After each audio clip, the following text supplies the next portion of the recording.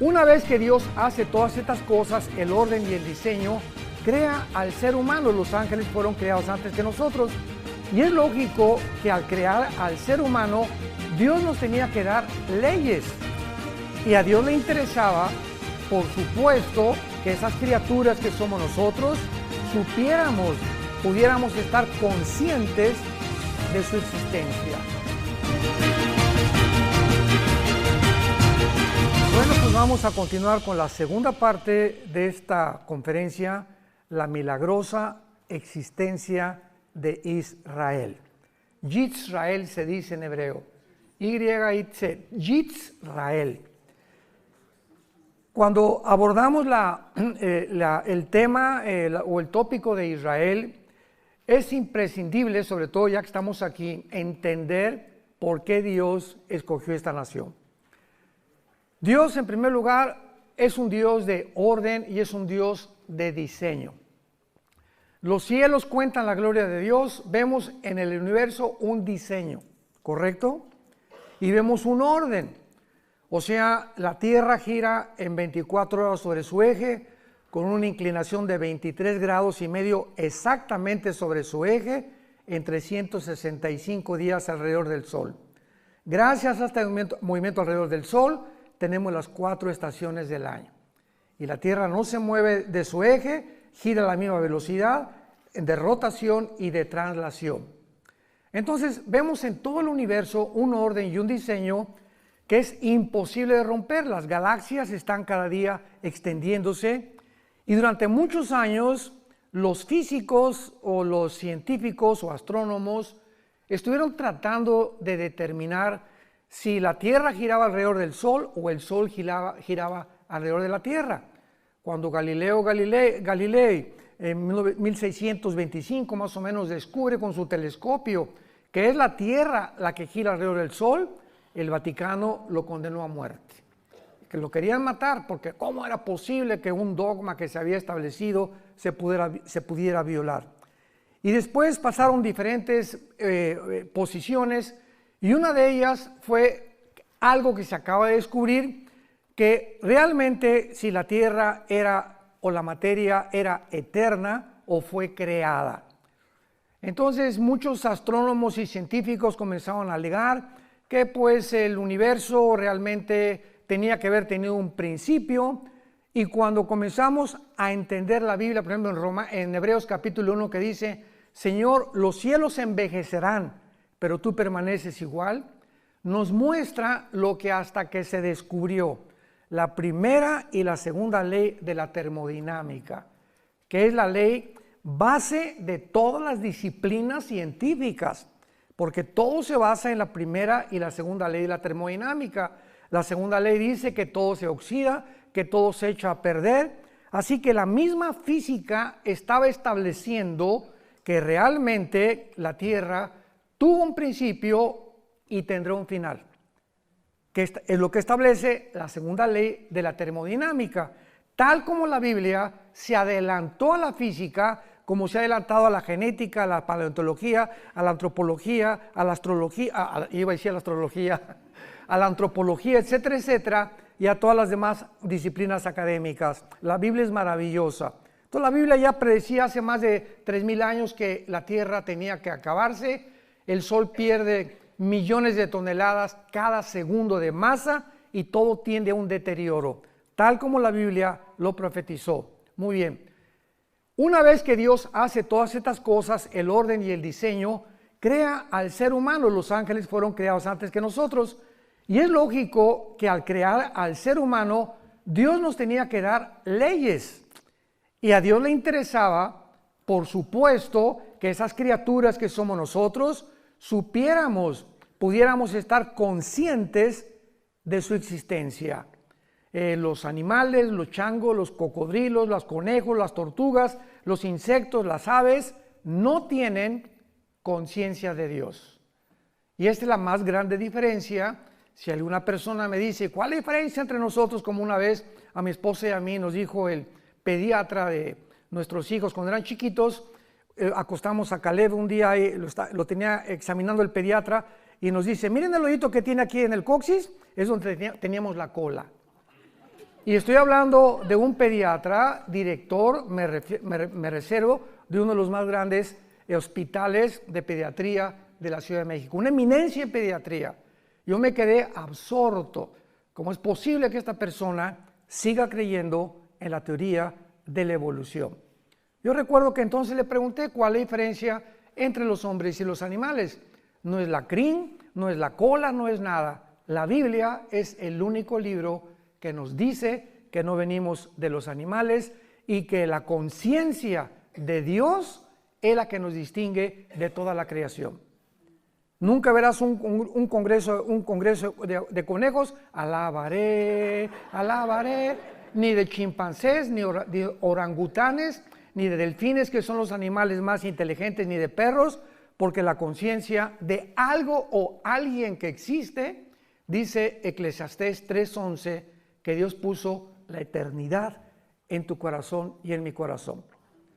No ha existido una sola tribu, una sola civilización, jamás en la historia que no haya adorado a algo o a alguien. Como dijo una vez el doctor Sigmund Freud, el hombre es un ser humano religioso y completamente equivocado, porque Dios no puede ser adorado más que a través de la mente y no del espíritu. De alguna manera, él reconoció que el hombre es una persona incorregiblemente religiosa. Entonces, al crearnos Dios, él tenía que escoger un puntito en el globo terráqueo, un puntito geográfico, donde él pudiera determinar, y a través de los 6,000 años de historia, que todas las naciones se concentraran en ese puntito que él puso, porque dice Ezequiel capítulo 5, versículo 5, que Israel es el ombligo de Dios. Esa palabra hebrea que dice es el centro, y la palabra en el hebreo ombligo, es el centro de Dios. Así lo escogió Dios. ¿Y por qué no México? Porque no le dio la gana a Dios. ¿Y por qué no Guatemala? ¿Y por qué no España? Y si no, los alemanes hubieran dicho, ¿y por qué no los ingleses? El asunto es que Dios tenía que escoger un punto para que la atención principalmente de las profecías de los últimos tiempos, que estamos nosotros y somos la generación que la estamos enfrentando, pudiéramos recordar hoy más que nunca venir a la Biblia. Y esta es la generación que ha llegado a la cúspide de la tecnología. Y esta tecnología es la que está enloqueciendo y convirtiéndose en un Dios para los seres humanos. Entonces Dios escoge a Abraham. Y le dice a Abraham, ven para acá. Abraham no era judío, viene de Irak. Y lo trae de una tierra completamente, todavía no se formaba Israel, pero él habitaba en Irak, casi cerca con Siria, porque en el Antiguo Testamento Siria e Irak era la tierra de la Mesopotamia, que significa la tierra entre dos ríos, entre el Tigris y el Éufrates. Entonces viene Abraham, Dios le hace la promesa a Abraham, y de Abraham viene Isaac, viene Jacob, vienen las 12 tribus de Israel, de las 12 tribus viene la tribu de Judá, de donde nacería Jesucristo el Mesías. Entonces Dios comienza a establecer ¿qué cosa? Un orden, un diseño secuencial, cronológico, para poder ordenar la historia, y los cristianos venimos a la Biblia y encontramos en la Biblia este orden cronológico, secuencial, histórico, y conforme la historia va avanzando, descubrimos que simplemente la Biblia se adelanta a la historia.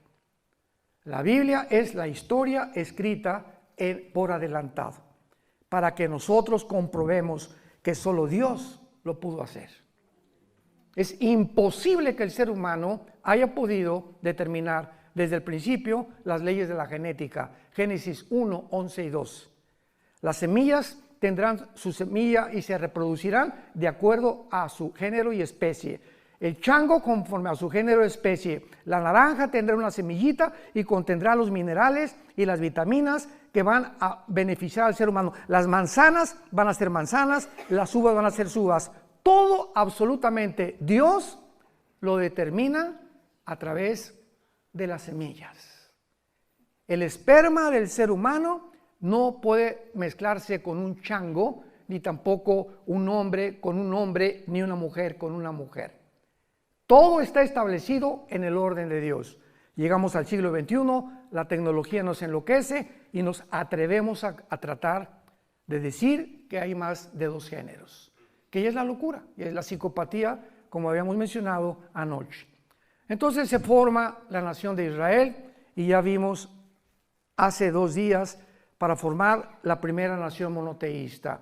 Todas las tribus que habían alrededor de Israel eran paganas, idólatras, llenas de ocultismo, adoraban a Satanás o a Baal sin que ellos supieran, a Astoret, a Astaratis y a todos estos ídolos que dice la Biblia, detrás de ellos se encontraban demonios.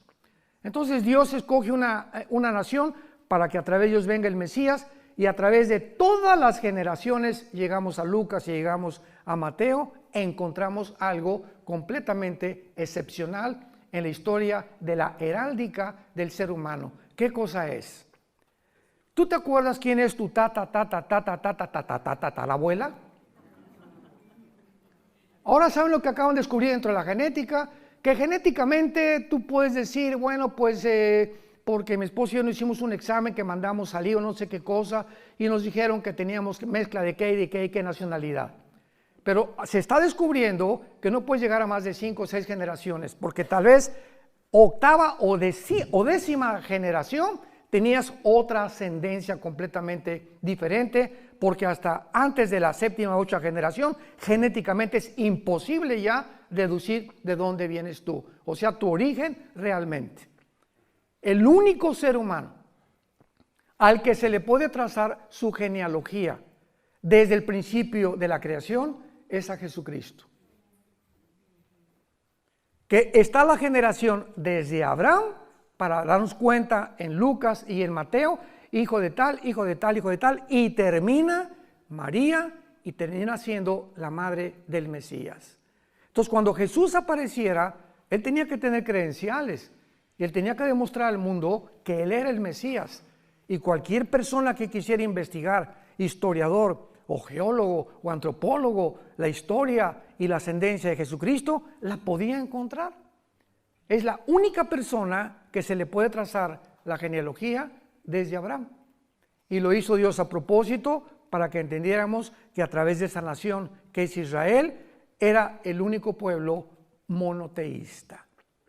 Y por eso hizo que expulsaran a todos los cananeos, porque se mezcló la genética de los ángeles. Quisieron pervertir la genética en el capítulo 6 del Génesis, produjeron una raza híbrida. Fue el primer intento de Satanás de mezclar el esperma con otro esperma, una semilla con otra semilla, prohibido por las leyes de la genética de Dios. Tú no puedes mezclar un caballo con una burra porque nace una mula y la mula es híbrida. Ya no se puede reproducir porque violó las leyes de la genética de Dios, que hasta 1954 se descubrieron. Hasta 1954. Por el doctor Crick y Watson, premios Nobel de Medicina. Muy bien. En segundo lugar lo vimos también, pues Dios es el legislador de la moral. ¿Quién puede decir que es bueno o que es malo, menos en el tiempo que hemos llegado? Precisamente por ignorar las leyes de la Biblia, se inventan más géneros.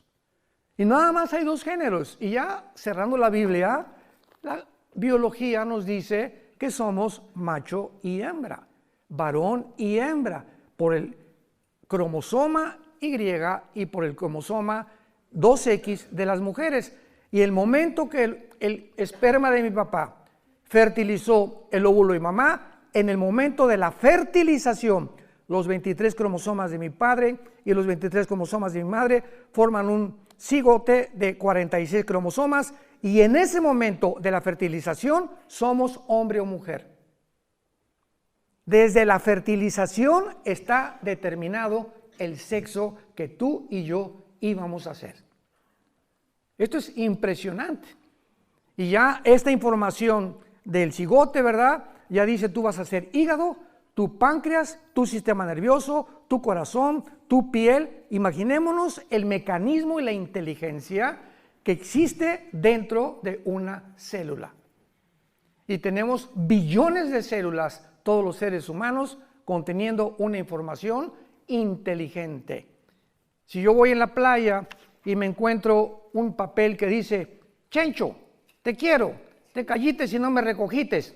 Bueno, este papel no lo escribieron los caracoles, ni los delfines, ni los changos, porque hay una comunicación inteligente, llámale como le quieras llamar. Pero aquí Chencho le está diciendo a su chencha que por qué se cayó, etcétera, etcétera. Esto no fue creado por las arenas de la playa. Entonces inmediatamente deduzco que esto lo escribió un ser humano. Y cuando te metes al microscopio electrónico y descubres que en cada célula de las billones que tenemos existe un código genético con información por el amor de Dios. José María y el burrito que los acompaña, como decimos. Aquí tiene que haber alguien que pudo en el input, o sea, poner dentro de las células una información. Y esa información inteligente no fue accidental, ni se formó de la noche a la mañana. Tiene que haber alguien detrás de eso. Dios entonces nos da las leyes morales. Amarás a tu mujer, no robarás, no fornicarás, no desearás lo que tu prójimo tiene, me amarás con todo mi corazón, etcétera, etcétera, los 10 mandamientos. Ahí están mis leyes morales, representan mi santidad. Yo soy un Dios santo. Si tú respetas mis mandamientos, te voy a bendecir. Y te irá bien en la vida, en todo lo que hagas. Si yo les dijera ahorita a todos ustedes, ¿quién quiere ser feliz? Solamente un loco diría, no, yo no quiero ser feliz. ¿Quién quiere tener paz? ¿Quién quiere que le vaya bien en la vida? Todo el mundo levantaría su mano. La segunda pregunta que te haría sería, ¿quieres pagar el precio? ¿Cuál es? Ser santo en toda tu manera de vivir. Y cuando hablo de la santidad, hablo del corazón, no de la boca para afuera. Porque Dios conoce las intenciones, lo que pensamos y los deseos que tenemos en el alma. Así que cuando nosotros comenzamos a entender ¿qué es el temor de Dios? El temor de Dios es la conciencia que Dios las 24 horas del día me observa. Sus párpados ven, sus ojos examinan a los hijos de los hombres.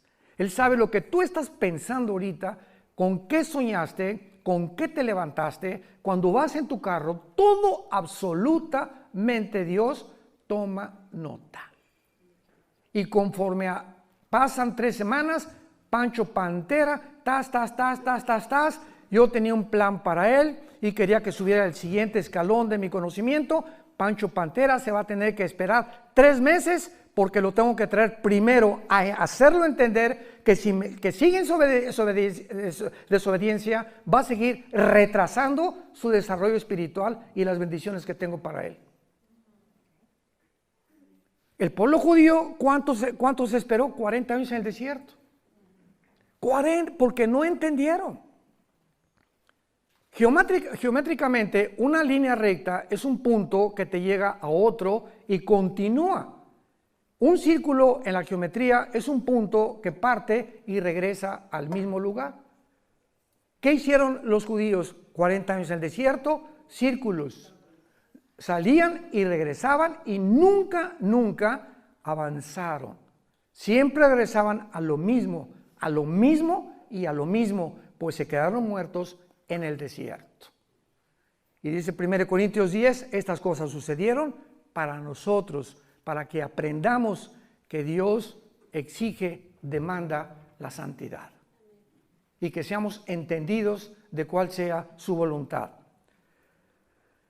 Y finalmente vemos en Romanos capítulo 9, versículo 4, que desde luego Israel tenía que ser la nación a través de la cual naciera el Mesías.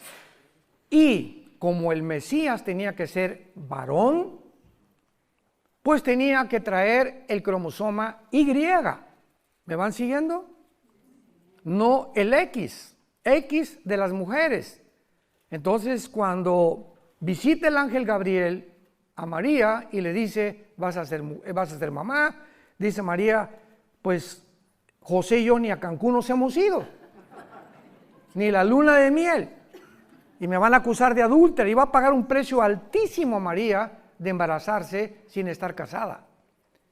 Y a José igual, imaginémonos nada más, José amanece con la pancita, María, oye, ¿qué pasó? ¿El lechero pasó por aquí o qué fue lo que sucedió? ¿No? El ángel también le dice a José, el santo ser que va a nacer va a ser llamado Jesús, que significa, o en Yeshua en hebreo, el Salvador. Entonces, José no podía poner el cromosoma Y en el óvulo de María. José no podía fertilizar el óvulo de María porque el pecado se transmite genéticamente. ¿A través de qué? A través de la sangre. Dice la Biblia, te permito todo menos comer sangre. ¿Cuál misterio tenía la sangre? ¿Y por qué sería la sangre de Cristo la que nos limpiara? Porque la sangre representa la vida. Levítico 11:17, cuando Jesús derramó su sangre, derramó su vida. Dice Levítico 11:17, porque la vida de la carne está en la sangre. Apunta a esto. La palabra vida en Levítico 11:17, si no me equivoco, es la palabra nepej, que se escribe nepesh en el hebreo, que es la traducción que se usa para designar el alma humana. El alma se encuentra en la sangre. El espíritu lo da Dios en el momento del nacimiento. Pero el alma se transmite de generación en generación. Si tú tuviste una abuela bruja hace cierta cantidad de años y se muere la abuela bruja de la familia Pancholín, para poner otro nombre que no vayan a asustarse, entonces el espíritu que estaba en el espíritu de tu abuela va a buscar hijos de tu abuela que tengan la tendencia del ocultismo y la brujería para perpetuar, se llaman espíritus familiares, para perpetuar la brujería en esa familia. Y en esa familia puede haber personas que comiencen a tener disque fenómenos telepáticos o presencias extrañas en su vida, o que lean las cartas, o como un judío hace algunos años que fue a México que doblaba a distancia cucharitas y hacía que se detuviera el reloj, supuestamente con poderes que no existen más que a través de demonios en la mente humana, haciéndonos creer que somos superhombres y que somos diferentes a los demás seres humanos. Entonces, cuando estudiamos profundamente la Biblia, podemos entender tantas cosas que suceden a nuestro alrededor. Ahora, muy bien, el milagro más grande por lo cual nació Israel en el 48, porque recordamos que en el Antiguo Testamento Dios le dijo a Israel, adiós, no me van a volver a ver hasta que yo regrese. Y entre mi ida cuando ascienda al cielo, Oseas 5 y Oseas 6 del 1 al 2, me voy a ir y van a pasar 2 días, que son 2000 años, cuando ustedes, le está hablando a los judíos, me digan Baruch Hashem Adonai Elohim, bendito el que viene en nombre del Señor. Van a pasar 2000 años, desde que yo me vaya hasta que yo regrese. Entonces, en este periodo de 2000 años, Dios forma otra entidad, que son la que la mayor parte de los judíos no entienden. También muchos guías que tenemos no entienden esto todavía. Ayer me preguntaron, oye, pero ¿por qué si Jesús es judío, no siguen ustedes las fiestas judías? ¿Por qué no hacen por qué no adoran el sábado? ¿Por qué? Porque la iglesia no es Israel. La iglesia es otra entidad que no existía en el Antiguo Testamento. En el Antiguo Testamento el Espíritu Santo al Kodosh bajaba sobre Sansón y le daba fuerzas a Sansón. El Espíritu Santo se iba y Sansón era como cualquier hombre normal. Venía sobre David el Espíritu Santo y escribió el Salmo 22. Dios mío, ¿por qué me has desamparado? Jugaron sobre mis ropas fuertes, mi corazón fue como la cera. Estaba David escribiendo la crucifixión 1000 años antes de que Cristo naciera. Casi 3000 años antes de que Cristo naciera. por la inspiración del Espíritu Santo. Isaías 53. He dado mis manos y mis pies, sobre mi ropa echaron suertes, etcétera, etcétera. Isaías estaba escribiendo 700 años antes de la crucifixión de Jesucristo. Viene la iglesia, que no es Israel, y entonces el Espíritu Santo baja de manera diferente a como operó en la administración, en la economía, o se conoce como la dispensación de la ley. Y ahora el Espíritu Santo baja sobre la nueva entidad que se llama la iglesia. La palabra iglesia viene del griego de una raíz y de una palabra, si lo quieres apuntar, ek, que es un prefijo que significa fuera, iglesia, que se llama llamados. Entonces, eklesia significa los llamados fuera, porque somos llamados fuera espiritualmente del mundo. Entonces el Espíritu Santo viene sobre nosotros, entra sobre nosotros y nos sella. 1 Corintios 6, ¿qué no sabéis que el Espíritu Santo mora en vosotros y que ya no sois vuestros hasta el día de la resurrección? Cuando tú mueras y cuando yo muera, el Espíritu Santo ya no lo necesitamos. Nos vamos a la presencia de Jesucristo. Hasta ese momento el Espíritu Santo nunca nos va a abandonar. Esto no sucedió en el Antiguo Testamento. La iglesia ahora es el cuerpo de Cristo. En el Antiguo Testamento no existía el cuerpo de Cristo. Los israelitas no eran el cuerpo de Cristo, lo somos nosotros. Y cuando venga el rapto, solamente los que están en Cristo, en el cuerpo de Cristo, o sea, desde Pentecostés hasta el día del rapto, nos vamos con el Señor. Los judíos resucitarán al final de los 7 años de la tribulación en la segunda venida de Cristo. Daniel 12, 1 y 2. Pero Dios tenía que preparar y avisarnos que ya venía, antes que los judíos. Y se los voy a explicar. Cuando Jesús vino, preparó el Bautista su venida a través de los bautizos, y comenzó el Bautista a gritar: arrepiéntanse y hagan frutos de arrepentimiento, porque viene alguien que no soy digno de desatar sus zapatos. Juan el Bautista era primo hermano de Jesús, y Juan el Bautista nació 6 meses exactamente antes que su primo hermano, que Jesucristo. Isabel era parienta de María. Entonces, cuando aparece Jesucristo en el río Jordán, mañana en el río Jordán, Juan el Bautista estaba bautizándolos para arrepentimiento de pecados, preparando el camino, porque habían pasado 400 años sin palabra de Dios. De Malaquías hasta el Bautista, Dios no le había vuelto a hablar a Israel. Entonces nos imaginamos la dureza del corazón, que hasta lo rechazaron y lo crucificaron, porque en 400 años el corazón se les endureció. Tenía que el Bautista venir antes y comenzar a preparar el corazón para que cuando apareciera Jesucristo el terreno estuviera flojo. Yo no puedo sembrar en un terreno donde está dura la tierra. Tengo que meter un azadón y rascarle para aflojar la tierra y aventar la semilla y pueda crecer. Los corazones tenían que ser rasgados por la predicación tan fuerte del Bautista: generación de víboras, y ustedes hagan frutos de arrepentimiento, y a los soldados no hurten y respeten al prójimo, etcétera, etcétera. Y se juntó toda la gente sintiendo en el espíritu que verdaderamente el Mesías estaba cerca de su venida. Entra Jesucristo y dice Juan el Bautista: ese es el Cordero de Dios. ¿Por qué dijo el Cordero de Dios? Porque el Cordero era lo que todos los judíos sacrificaron en el día de la Pascua, desde Éxodo capítulo 2.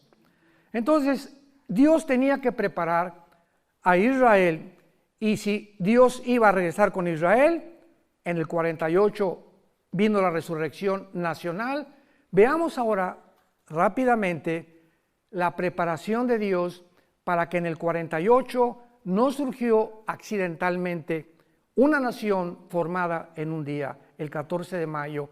Veamos cómo desde el siglo XVIII, desde el siglo XIX, comienza Dios a levantar y preparar el camino, porque Dios nunca hace nada sin antes preparar. Tú no eres ingeniero sin preparación. No eres psicólogo sin preparación. No eres Bocelli o Pavarotti. Pavarotti lo reprobó su maestro de canto porque no lo hacía, tuvo que prepararse, vocalizar 3-4 horas, un pianista 3 o 4 horas. Todos tenemos antes que ir primaria, secundaria, preparatoria, universidad, estudiar, que nos prepara para que finalmente nos entreguen un diploma o un certificado profesional. Entonces Dios también trabaja de la misma manera. Él no puede actuar de una forma accidental. Y cuando descubrimos lo que hizo Dios antes, para que veamos cómo estos eventos de la historia no fueron accidentales, nos va a abrir los ojos para comprender la grandeza de Dios. El Éxodo fue uno de los milagros más grandes que Dios hizo en el Antiguo Testamento, porque no cabe duda que fue el milagro más portentoso de Dios en el Antiguo Testamento. Rodeados por un lado los egipcios, enfrente del mar. Ahora sí que para esto nos sacaste, Moisés. Estamos entre la espada y la pared, y de una forma milagrosa le dice Dios a Moisés: diles que se estén quietos, shalom, que no se muevan y que vean lo que voy a hacer. Y de repente Dios abre el mar y entra todo Israel, atraviesan el Mar Rojo, viene el faraón con los egipcios y al meterse al Mar Rojo hunde sus carrozas y mata a todo el ejército del faraón. Este milagro debía haber quedado impregnado en las mentes de las futuras generaciones de los judíos. Y los judíos tenían la obligación de enseñarles a sus hijos, a sus nietos, etcétera, etcétera, acerca de este milagro, porque les serviría para recordar que Jehová pudo librarlos ¿de qué? De la esclavitud de Egipto. Hijito, ¿sabes por qué somos libres? Porque hace tantos años Dios hizo un milagro impresionante. ¿Qué abuelito? Abrió el mar, de veras, sí, lo abrió de lado a lado y nuestros padres lo atravesaron. Sin embargo, se había profetizado que este milagro no iba a compararse con un milagro muchísimo más grande que la apertura del Mar Rojo.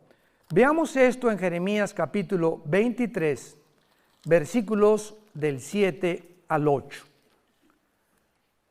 Porque para que Israel volviera a nacer, Dios tendría que seguir realizando muchos más milagros que nada más dividir el Mar Rojo.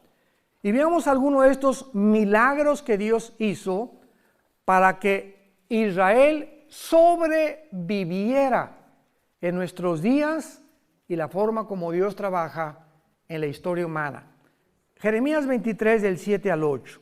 Escuchen con mucha atención. Por tanto, dice el profeta Jeremías, vienen días, dice Jehová, en que no dirán más. Ya no van a acordarse de qué cosa.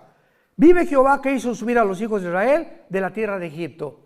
Vendría un tiempo, dice Dios, en que ya no van a mencionar el Mar Rojo como el más grande milagro que yo realicé, sino vive Jehová que hizo subir y trajo la descendencia de la casa de Israel de tierra del norte y de todas las tierras donde yo los había echado, y habitarán en su tierra. Dios profetiza que habría un milagro, el más grande que se presenció en el siglo XX, cuando Israel, después de casi 1900 de exilio en la diáspora, regresaran a su tierra. Y Dios considera el 14 de mayo de 1948 lo siguiente para nosotros, la iglesia. Pasaron casi 2000 años, en 1800 vino la época de las misiones, el evangelismo, 1920, D.L. Moody, Billy Graham, otros predicadores, millones de personas fueron salvadas y la iglesia iba caminando. Sí, ganamos a miles de personas, millones de personas caminando en el mundo. Israel ya, olvídate, la iglesia tomó el lugar de Israel. Se llama la teología del reemplazo, que es una herejía. Y comenzó a predicarse en las iglesias cristianas, que ya Dios se había olvidado de Israel, que la iglesia tomaba el lugar de Israel y que Dios ya no tomaba en cuenta a Israel. Y de repente, ¡boom!, volteamos los ojos. Regresaron a su tierra. ¿Cómo? Sí. ¿Qué significa esto? Que Israel, que Dios no se ha olvidado de Israel. Y que si está cumpliendo con aquel pueblo apóstata que lo abandonó, que lo crucificó, y regresa a Dios a decirnos, no he acabado con ustedes, a ellos los comienza a sacudir también, y la iglesia, para que abramos los ojos desde el 48 y sepamos que ha comenzado la cuenta regresiva de nosotros.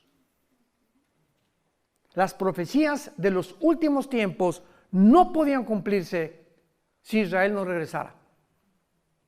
Si Israel no regresaba, ¿quién iba a construir el templo?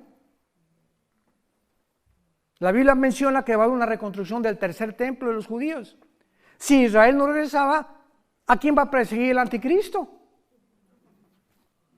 Si Israel no regresaba, ¿cómo podían cumplirse todas las profecías que Dios le hizo a Abraham, Isaac y Jacob, Jeremías, Malaquías, Zacarías, etcétera, etcétera? Entonces era necesario que Israel regresara a su tierra para que comenzaran a cumplirse las profecías de los últimos tiempos.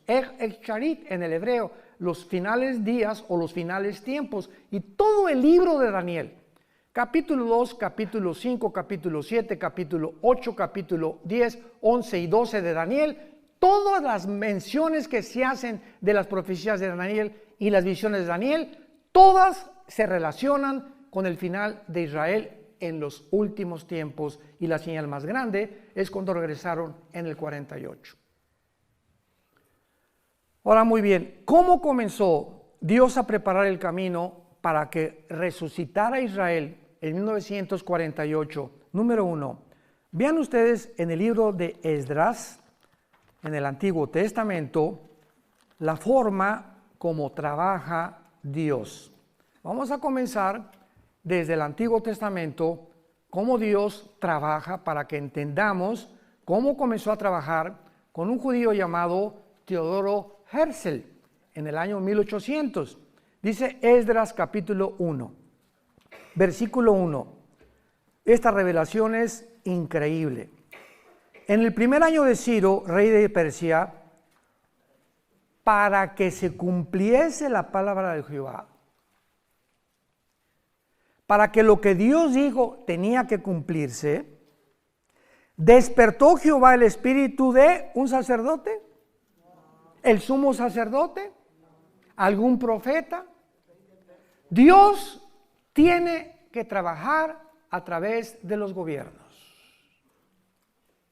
Despierta al rey de Persia, que es actualmente Irán, porque hasta 1935 Irán se llamaba Persia y se le cambió el nombre a República de Irán.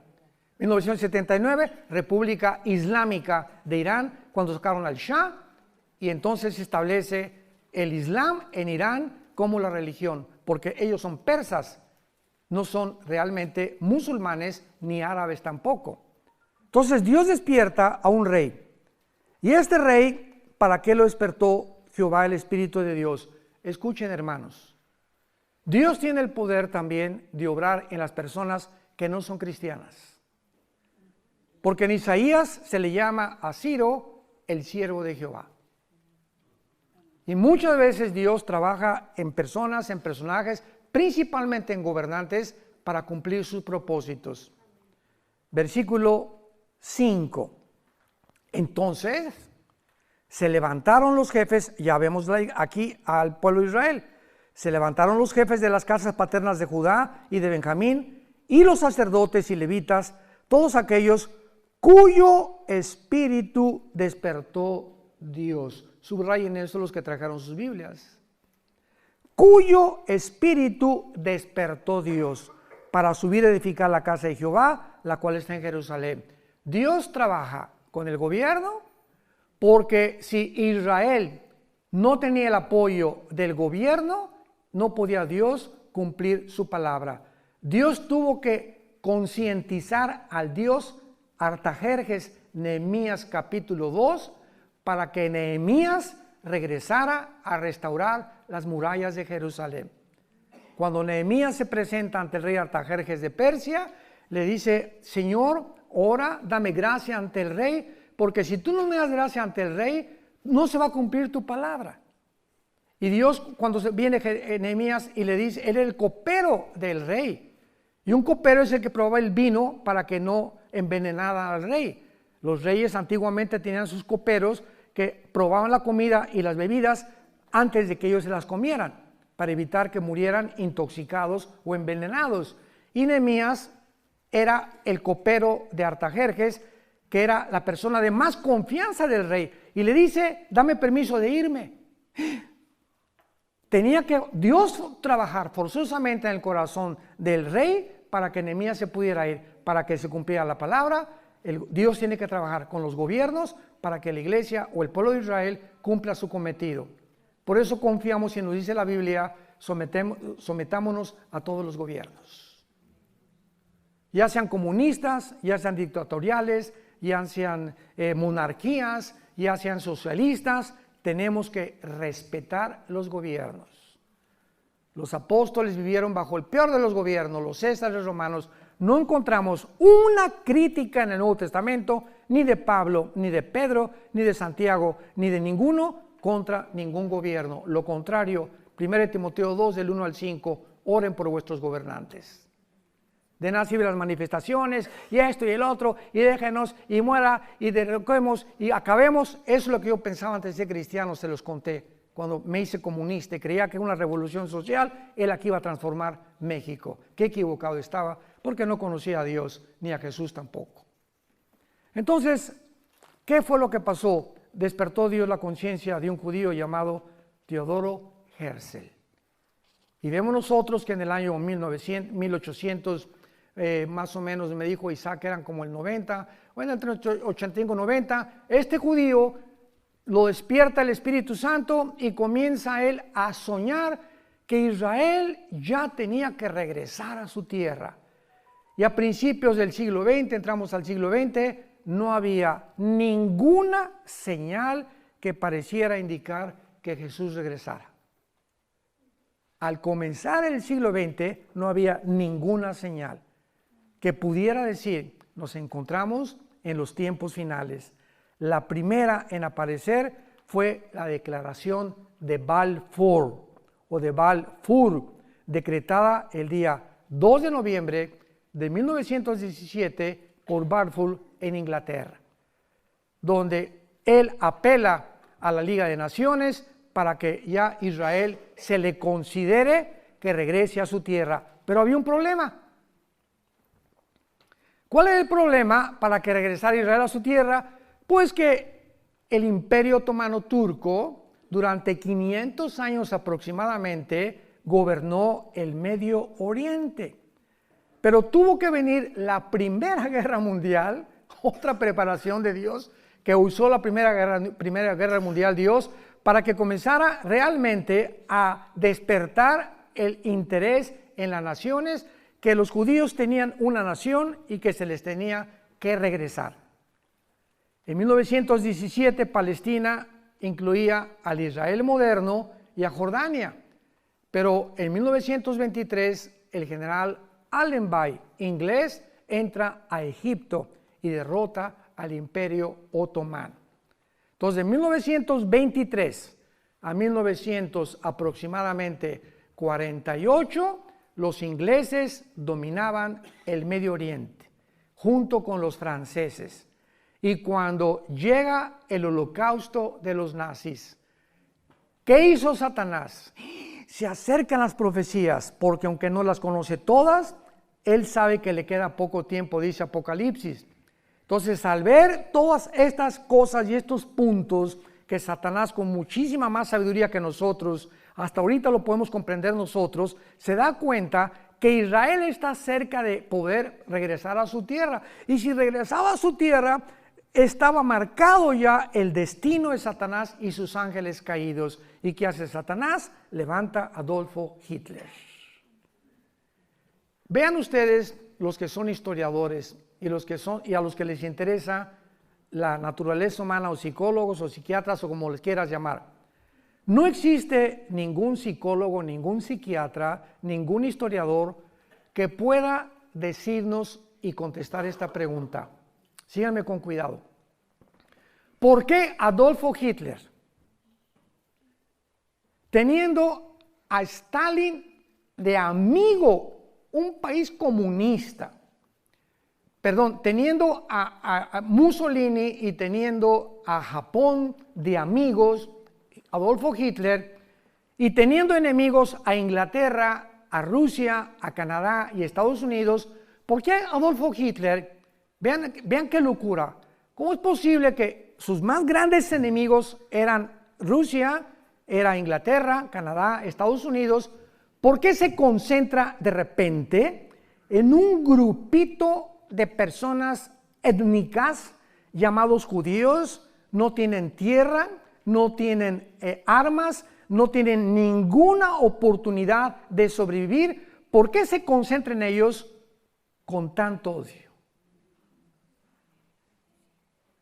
Esto nos demuestra una vez más el plan perfecto de Dios. ¿Qué hizo que Hitler le llamara la solución final?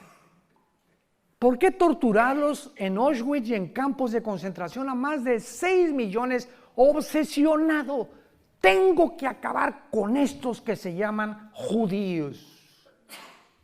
¿Quién produjo este odio jarocho en Adolfo Hitler? Claro que Satanás. Así es. ¿Y por qué Satanás produjo esto? Porque, vuelvo a repetir, él sabía que si no se comenzaban a eliminar a los judíos, las profecías tenían que cumplirse, y eliminó a 6 millones. Dios no permitió que eliminara a todos los judíos. Los judíos sobrevivieron el holocausto, y esta fue otra de las señales que Dios mandaba al mundo. Si Hitler los hubiera exterminado, no existiría la nación de Israel. Vean cómo a través de los eventos de la historia podemos ver la mano de Dios desde arriba. Dios le ha dado libertad al ser humano, pero Dios es el que controla el destino de la historia humana. Que parecen contradicciones, ¿verdad? A pesar de que Dios nos ha dado la libertad y el libre albedrío, al mismo tiempo Dios tiene el control del final de la historia humana. Y la historia humana va a terminar exactamente como Dios lo estableció. Entonces, no hay duda que los eventos de 1917 marcaron el inicio del regreso de Israel. Pero veamos algunas otras cosas más, aparte de que se previno el genocidio nazi. Cuando llegan los ingleses, todo lo que es el Medio Oriente no estaba como está ahorita. No está como está ahorita. Vean ustedes en Lucas. Esto es increíble y maravilloso. ¿De qué forma Dios comienza a organizar el Medio Oriente para que nazca Israel? Lucas 21, versículo 29 al 32. Y con esto terminamos. También les dijo una parábola. Vean con mucha atención la Biblia. Mirad la higuera y, si leen Mateo 24, nada más dice la higuera. Pero Lucas agrega y los árboles. Y hemos hablado y nos hemos desgastado en demostrar que la higuera es Israel. Porque el día anterior Jesús maldice una higuera. Y dice, no volverás a tener fruto. Está maldiciendo simbólicamente a la nación de Israel. Entonces, si la higuera representa un árbol, ¿qué representan todos los árboles? Pero aquí el Espíritu Santo nos fija nuestra atención en no solamente ver la higuera, sino que dice, y todos los árboles. Cuando ya brotan, viéndolo, saben por sí mismos que el verano está cerca. Así también ustedes, cuando vean estas cosas, sepan que el reino está cerca. De cierto les digo, no pasará esta generación hasta que todo esto acontezca. Los ingleses y los franceses se formó el Medio Oriente, todo junto con Israel, en menos de 15, 20 años, tal como lo conocemos actualmente para que naciera Israel. Escuchen esto ustedes, Afganistán se forma en 1919, Egipto 1922, Arabia Saudita 1932, Persia o Irán 1935, el Líbano 1943, Siria y Jordania 1946, Israel 1948. En menos de 30 años, en el siglo XX, se independizan y se forman las naciones que forman actualmente el Medio Oriente y que tenían que existir para que Israel resurgiera y renaciera y resucitara, y estas naciones alrededor se convertirían en sus más acérrimos enemigos. Formaba parte del plan de Dios, porque en el 48 vienen las naciones árabes a atacarlos. Los judíos nombran a David Ben Gurión presidente de Israel, Estado soberano libre, y al otro día, el 15 de mayo, a las 6 de la mañana, los atacan los árabes, aún con el permiso de la Liga de las Naciones, que no eran las Naciones Unidas. 1956 viene otra guerra, el 67, vamos a hablar de ello, es la guerra más milagrosa de la historia, de acuerdo al general Schwarzkopf, que fue el presidente de la cadeta de militares West Point y que fue el general de la guerra del Golfo Pérsico, que dirigió todos los ejércitos, 29 ejércitos contra Saddam Hussein para sacarlo de Kuwait. El general Schwarzkopf dice en su libro, en sus memorias, en la historia de la milicia y de las guerras, nunca ha habido una guerra tan milagrosa como la guerra de 1967, la guerra de los 6 días. Y le preguntaron, ¿por qué? Y contestó ahí en su libro el general Schwarzkopf, y dice así: porque los israelitas tenían 12 a la 15ª potencia de salir vivos. ¿Conocen ustedes lo que se llama la ley de las probabilidades? Aquí seremos 300 personas. Pregunta, para que podamos entender y terminamos en este momento. Si nos rodea, somos 300 personas, si nos rodea un ejército de 5,000 soldados, con metralladoras, y tenemos nosotros 20 rifles. Dentro de las leyes de las probabilidades, ¿cuántas tendríamos de salir vivos? Ninguna.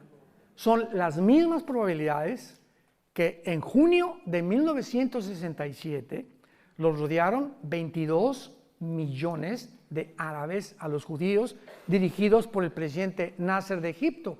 Se comunicó con el presidente de Líbano, de Siria e Irak. Al final el rey Hussein lo engañaron que iban ganando, y se involucra Jordania también, 5 naciones árabes, sobrepasando de una forma espectacular a los judíos.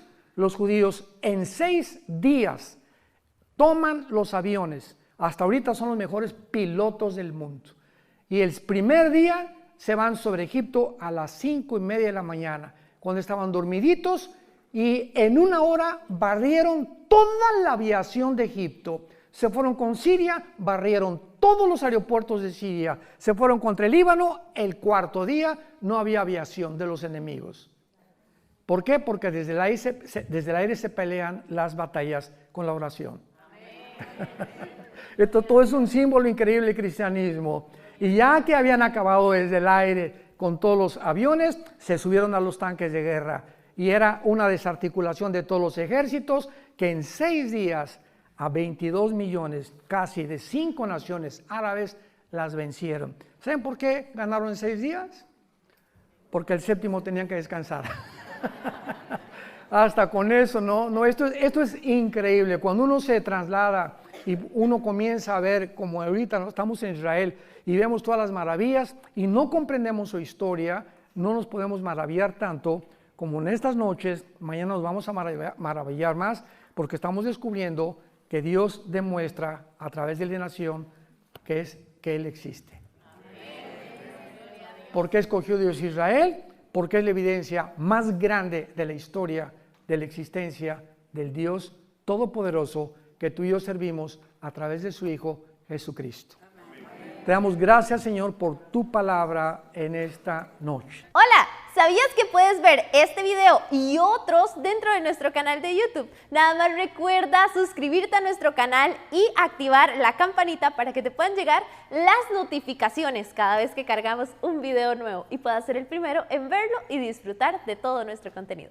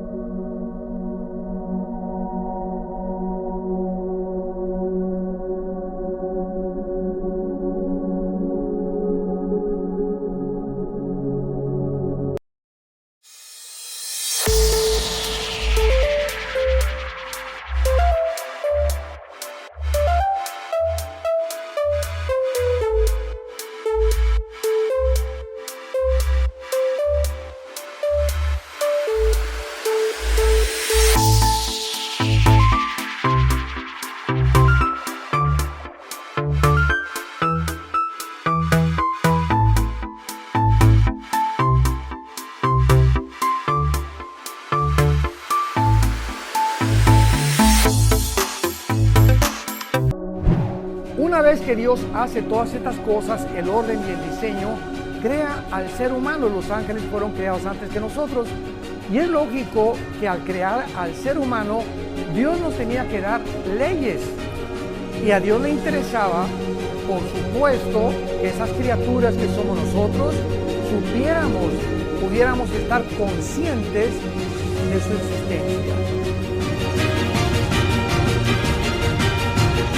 Bueno, pues vamos a continuar con la segunda parte de esta conferencia, la milagrosa existencia de Israel.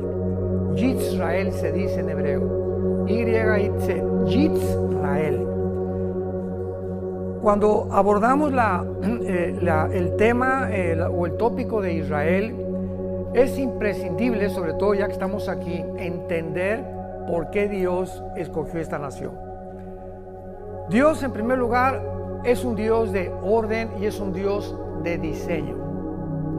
Los cielos cuentan la gloria de Dios. Vemos en el universo un diseño, ¿correcto? Y vemos un orden. O sea, la Tierra gira en 24 horas sobre su eje, con una inclinación de 23 grados y medio exactamente sobre su eje, en 365 días alrededor del Sol. Gracias a este movimiento alrededor del Sol, tenemos las 4 estaciones del año. Y la Tierra no se mueve de su eje, gira a la misma velocidad de rotación y de traslación. Entonces vemos en todo el universo un orden y un diseño que es imposible de romper. Las galaxias están cada día extendiéndose y durante muchos años los físicos o los científicos o astrónomos estuvieron tratando de determinar si la Tierra giraba alrededor del Sol o el Sol giraba alrededor de la Tierra.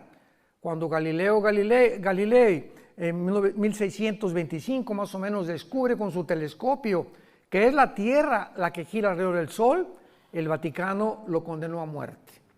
Que lo querían matar porque ¿cómo era posible que un dogma que se había establecido se pudiera violar?